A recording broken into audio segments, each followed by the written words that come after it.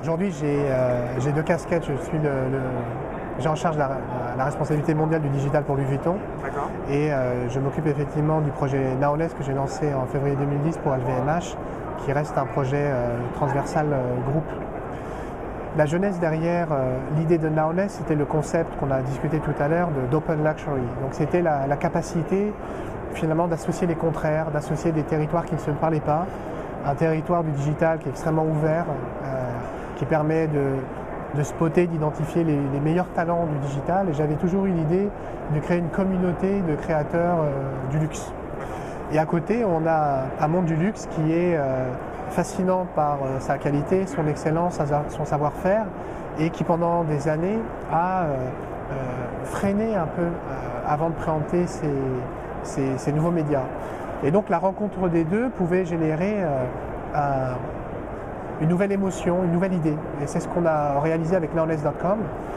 Donc c'est un nouveau média c'est le futur des médias du luxe et du lifestyle sur Internet, où on produit une histoire originale et exclusive par jour sur l'art, la mode, la gastronomie, le sport ou les voyages, et des contenus d'exception, de marques d'exception systématiquement. Et donc on est producteur de contenu pour les marques qui leur permettent de raconter leurs histoires. En parallèle, on a également intégré tous les codes du digital. Donc, ce qui est une première, on peut aimer ou pas un contenu. Donc, le user, l'utilisateur peut personnaliser son exploration, son expérience sur Naoless.com. S'il aime un contenu, la plateforme est intelligente et lui propose plus de contenu à aimer. Et s'il n'aime pas un contenu, la plateforme lui propose d'autres contenus à aimer. Et du coup, il est dans une exploration permanente du monde du luxe jusqu'à en fait, lui permettre de découvrir. Voilà. Non, c'est un projet LVMH, mais la plateforme est ouverte à l'ensemble des marques du luxe et du lifestyle. Donc on travaille avec Ralph Lauren, on a travaillé avec Burberry, on a travaillé avec Rolls-Royce, avec BMW, avec Chanel. Donc vraiment l'objectif c'est d'apporter, vous savez, c'est un monde d'innovation marketing, c'est un monde d'entrepreneurs, et on a voulu créer une plateforme qui puisse être utilisée par tous. Donc l'indépendance éditoriale est la clé de la crédibilité, c'est la raison pour laquelle on a une équipe indépendante qui réalise les contenus. La plateforme se définit sous 4 aspects. D'abord, notre équipe éditoriale qui produit. Ensuite, l'ensemble des équipes créatives avec qui on est en contact, qui peuvent également être des curators. Ensuite, des personnes qui ont un point de vue, qui vont pouvoir nous soumettre du contenu. Donc, qui ne font pas partie de l'équipe éditoriale, mais leur point de vue est tellement intéressant qu'on décide de les mettre en avant.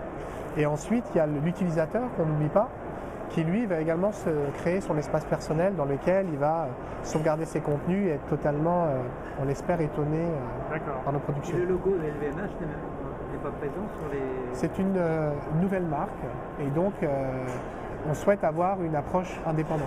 D'accord. Le modèle économique, c'est publicitaire? Il n'y a aucune pub sur la plateforme aujourd'hui. Les marques de luxe ne peuvent s'exprimer que par... il est très intéressant pour les marques de luxe de s'exprimer d'abord par leur contenu. Par allégorie, en fait, quelque part. Absolument. Et du coup, il est très difficile aujourd'hui de s'exprimer à travers des bannières. Donc on a préféré justement avoir un espace sans publicité qui met en valeur les histoires des marques. Et le modèle économique est un peu différent, il est vrai, puisqu'on est producteur de contenu pour celle-ci. Comment le public sait venir sur le site?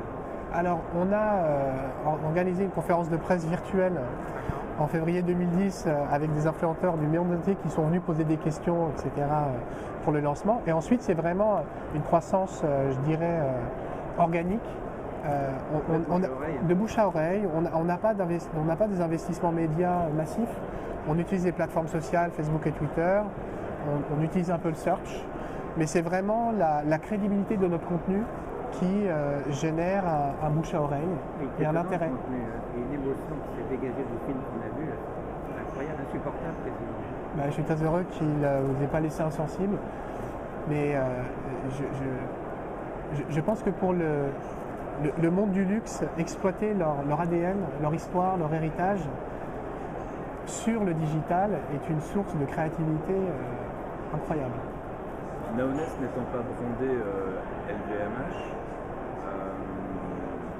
quelle utilité finalement pour le groupe de proposer un projet qui doit être excessivement coûteux? C'est de l'ordre du mécénat, ou enfin vous rapprocheriez ça du mécénat, de la fondation? LVMH est le leader du luxe au niveau mondial. Et donc, LVMH a toujours préempté le luxe, a toujours cherché à être leader sur ce marché. Et il nous semblait naturel d'être également leader sur le digital, en ayant une action d'entrepreneur et d'innovation. Et donc, on a créé un espace parce qu'il n'existait pas. Mais donc, qu'il n'y ait pas de réattribution pour la personne qui arrive sur Naonest à la marque LVMH ou à Louis Vuitton en particulier, c'est pas grave. Je veux dire, ce projet sert le marché du luxe et du lifestyle. On est très attaché à l'indépendance, qui est la source de la crédibilité. Et ensuite, je pense qu'il est très intéressant pour nos marques et d'autres d'utiliser ce média, d'apprendre et au final d'apporter un espace qui est à la hauteur de nos ambitions offline. Alors une marque qui voudrait faire des contenus avec vous, ou en tout cas s'associer à Naonest pour créer une histoire ou une émotion, comment elle doit s'y prendre finalement? Eh bien, on a une équipe éditoriale et commerciale qui va identifier les besoins de la marque et on va lui proposer le projet adéquat. Et donc c'est l'accompagner dans la création du contenu? Absolument. À travers une histoire qu'elle veut faire passer? On peut produire, on peut coproduire, on peut réutiliser un contenu et donner une visibilité dans un espace très chic et pur qui est pertinent pour le marché du luxe. Et comment valoriser finalement cette campagne ou ce partenariat que la marque fait avec vous? Est-ce que c'est en termes de visiteurs? Quel est ROI? Enfin, il n'y a pas de ROI parce qu'on est quand même dans la créativité, mais comment on peut mesurer l'efficacité d'une campagne finalement? Vous savez, dans le luxe, l'environnement est clé.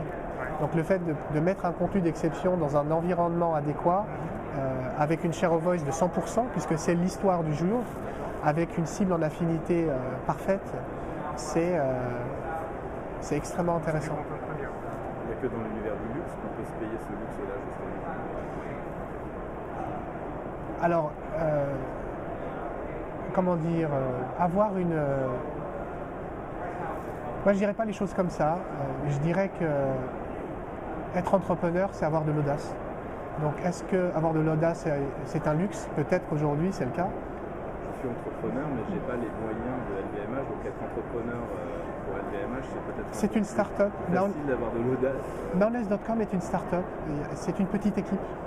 Et on fait également face à des problématiques de ressources, de retour sur investissement et de développement, comme une autre entreprise. Et voilà, je pense que c'est courageux de tenter et d'explorer.